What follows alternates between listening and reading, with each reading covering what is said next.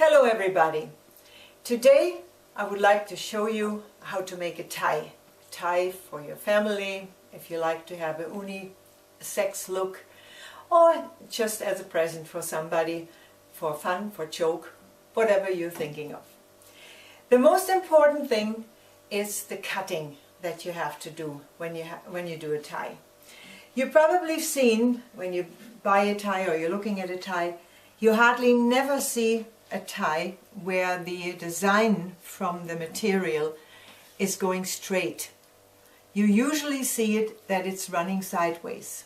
The reason is that if a tie is not cut sideways, it does not tie very well. It never wants to fall correctly, and if you would do it that way, your husband might say, "What kind of tie did you make me here? Something's wrong here, I can't really tie it well." So you see, this is the proper edge of my material, and you can see I did it totally sideways into this material. If you have just a leftover, you know it's the problem. You will not have a long enough piece to really do the tie in with one cut. That's why you need to extend it. But that is no problem as long as you do this dividing seam, not in the area where the nut of the tie will be. It has to be much further on, in the part that will later on, I turn this around then you see it better, that will hang behind the actual tie, because the nut will be approximately here, so this will not interfere with it. That is important.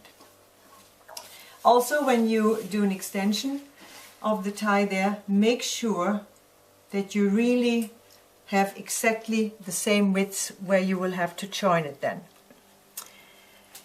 Now you need to prepare something to stick on the back on the tie. There's two possibilities.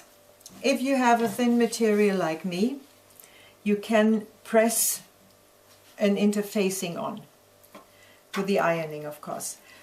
I prepared it here that way, that I more or less almost will iron this on to the edge of my tie. But as an example, if you have a lining that is nice, thick and soft and not for ironing on, you will have to cut the lining part, the interfacing, much smaller, exactly to the size that the tie at the end will be. I marked this here. I've done two patterns for myself.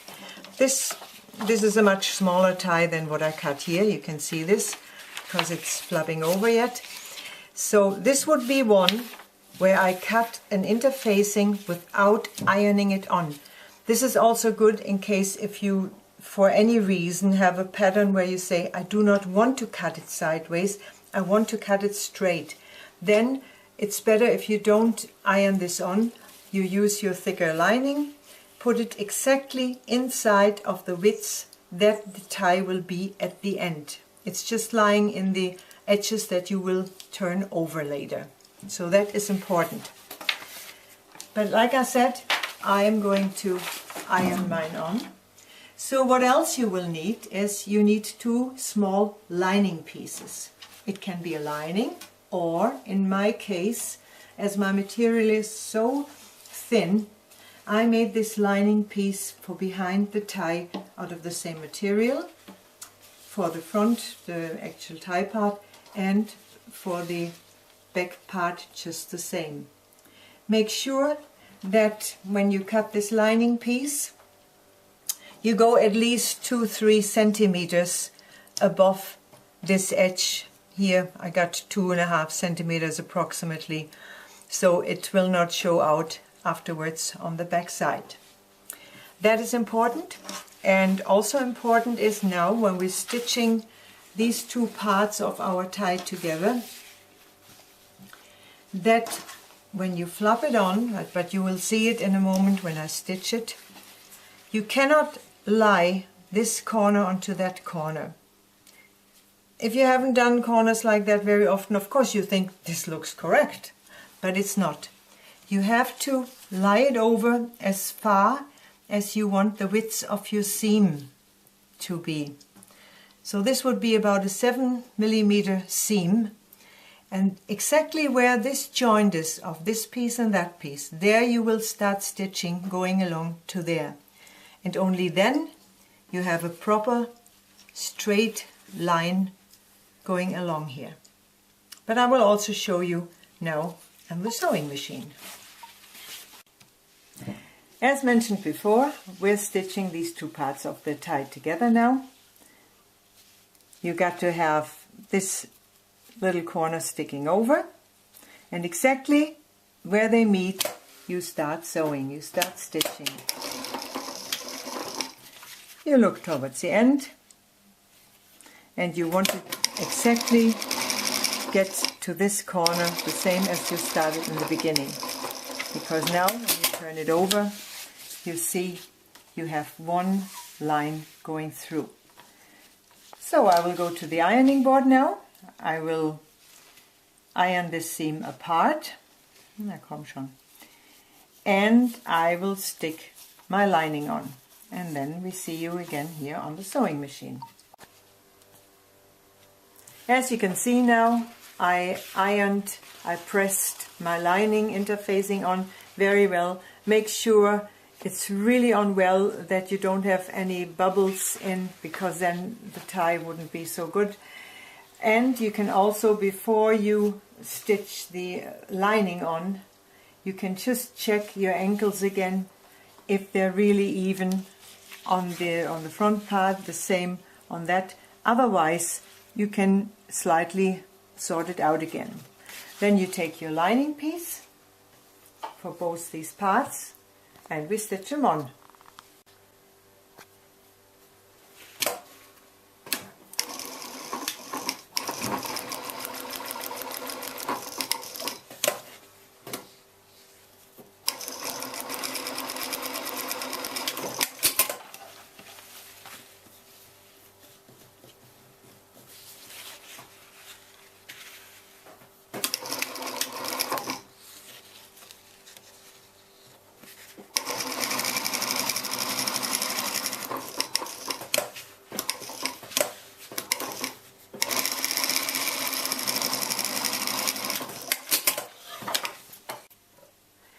When you stitch those two parts, you have to slightly cut the corners off, otherwise they will not turn over well.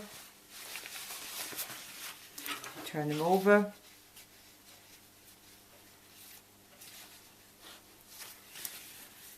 Do this corner really nice. Do the same with this one. And go on your ironing board and iron them nice and flat.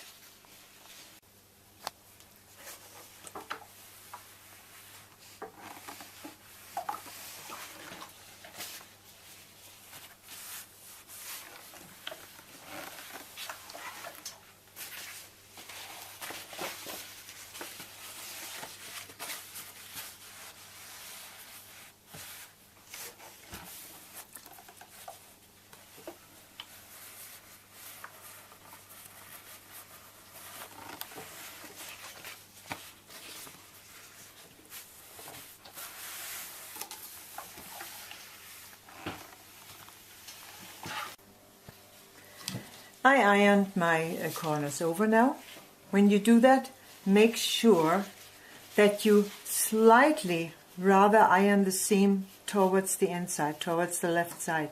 Especially when you have a lining which is not a good fitting color to your main material, then it's better to iron it like that, standing over to the side.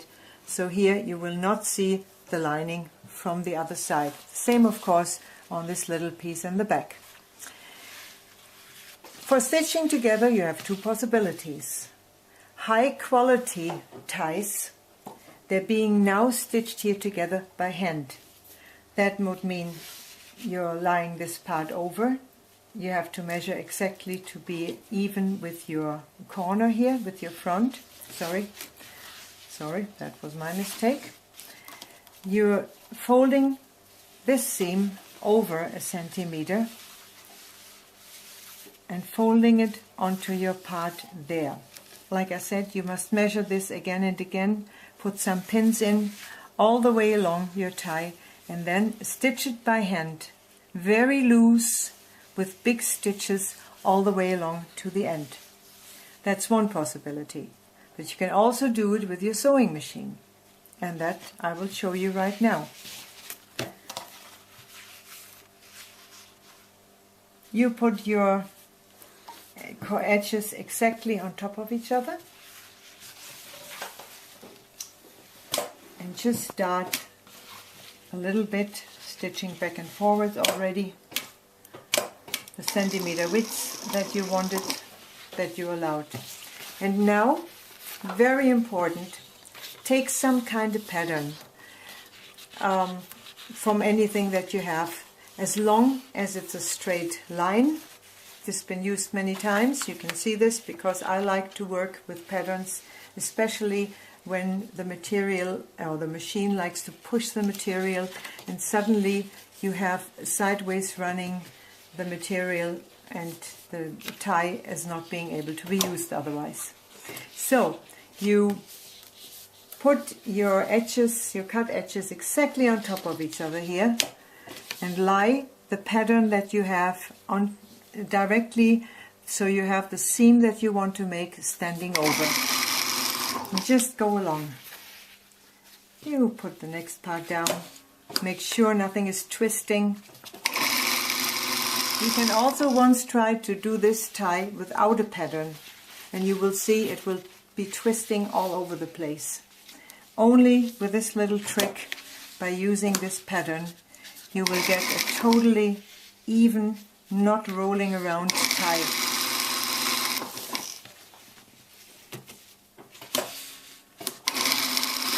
Keep on pulling your pattern through. It doesn't have to be such a long one as I'm using here. This was just lying around from my last job, so I'm using that.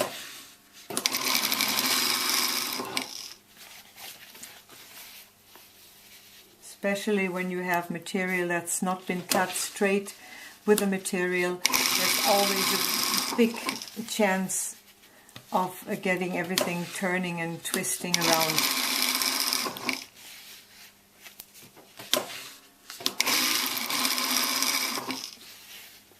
Keep on going until you finally get to the end of your tie. Make sure you're even here at the end. Keep pulling your pattern towards your end.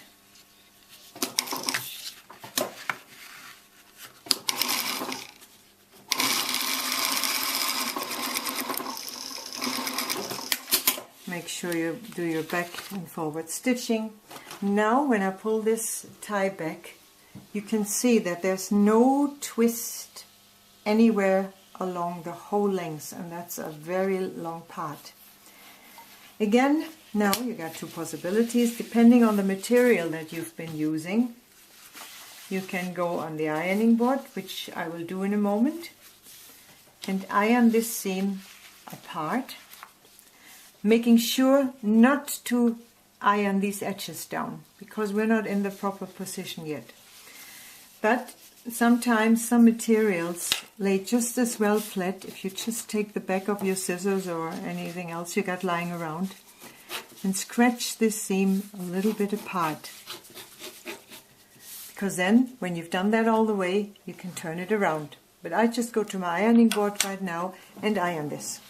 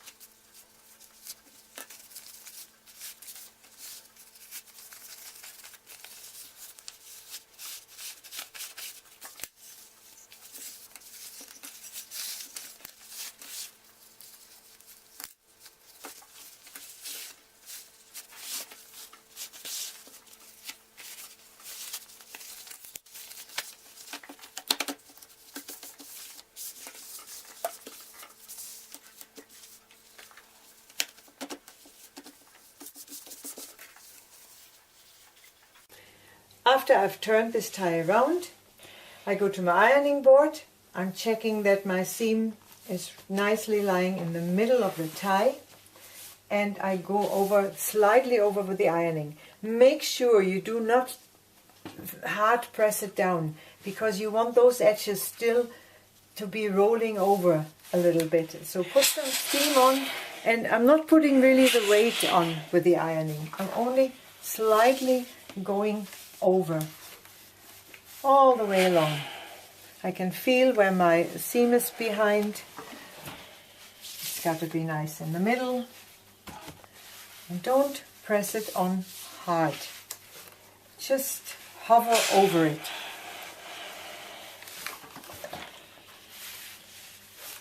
All the way to the end. There we go. And you see, when I'm using exactly the same material instead of a lining, it also looks nice on that inside part there. The same on the beginning of the tie. It looks really nice. But we're going to tie this now, and you see it, what it looks like finished. And here we are, the finished product, the tie that you can make now just as easy as I just showed you on the sewing machine, done in no time. For your family, for the next party you have, you can make a nice tie for everybody at the party.